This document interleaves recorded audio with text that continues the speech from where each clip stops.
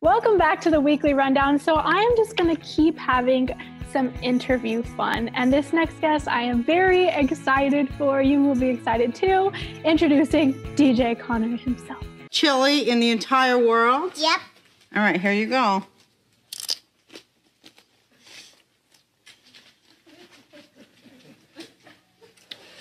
Just a little bit bland. Hi, Michael. Hi, Taylor. How are you? I'm great. How are you doing today? I'm good. I see you're quarantined in a great place. Yeah, this is the perfect place to be for me. I was telling him right before we started this, I was trying so hard to get that background too so I could fit in, and it just wasn't in my favor. Sometimes it works, sometimes it doesn't, right? So I know you come out to Palm Springs a bit, or at least once a year typically, right? A couple times a year. We come out every year for the Mary Nutter softball tournament, and we're there pretty much every day at some extent, whether it be all day from like 8 o'clock in the morning to like 9 o'clock at night, or sometimes it's just for a few games. I brought my daughter there, 7, 8 years maybe. And then I come out and coach her team and some other teams. So we play out that way a lot. I just love the area. It's kind of peaceful. We used to take like a day or two trip and kind of go out there, stay someplace, kind of walk around in the middle of town. Enjoy the weather.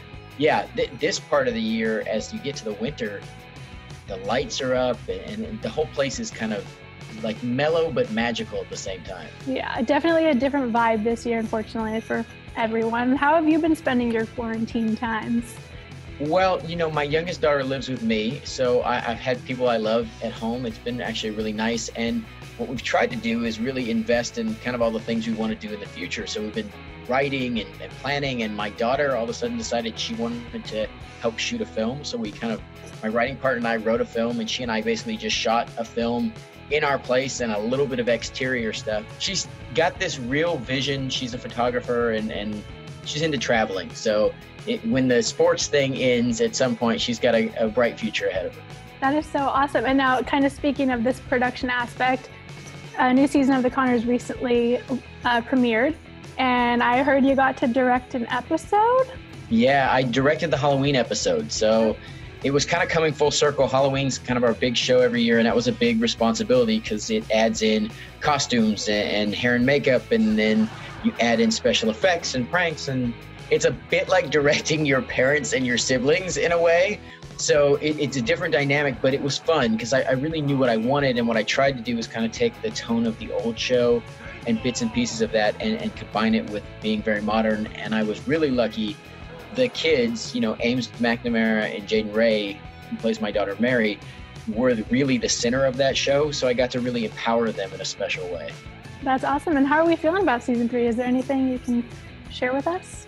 Well, you're going to see a lot of the socioeconomic impact of kind of what's going on in the world and how it shapes the family and the way it impacts the Connors as a whole, but also kind of how they come together to keep everything afloat with the restaurant, and then kind of managing the relationships as you're kind of pressed together in a whole new way.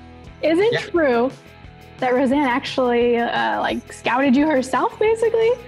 Well, I met her on the second audition. There was 7 auditions spanning 6 months when I originally got the job. And I met her on the second one, and I told her a joke, and she pushed for me from that point on. And, I'm always very thankful of all of her support. That is so. How old were you? 6. Well, I guess I was 5. So it was just before I turned 6 when I started. That is so cool. Do you remember the moment? Do you remember the joke? Yeah, it was my siblings and I and my cousins, we all lived together, and we used to make jokes. So we used to take other jokes and try to kind of create our own. So it was, why did the turtle cross the road? Chicken's day off. Okay.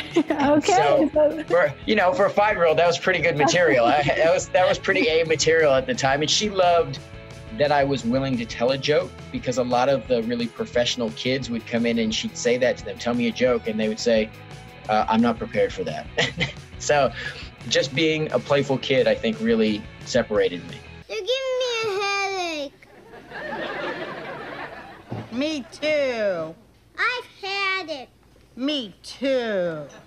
As quarantine kind of started, one of the things I did was I had all these crew members who were home for the first time, who weren't able to work. So what I did was I started a podcast called Fish's Call Sheet.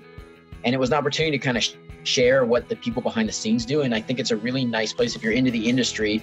And in our world, there's a lot of people in the industry who spend a lot of time in Palm Springs. It's a good way to get an idea of what people do on some of those titles you've never heard before: a location manager, a property master, set dresser, that kind of stuff. And the people are fascinating. And what you see is how many amazing just artists work in our business. Awesome. Well, we'll make sure that we'll share how to get to that as well in this. But thank you so much for joining us. We really appreciate it. If you're ever in the Palm Springs area again, and once COVID's clear up, feel free to come by NBC Palm Springs. I know that's the first thing on your list, right? No, I mean, I appreciate the offer. It's a pleasure, Taylor. All right. Thank you. The Weekly Rundown will be right back.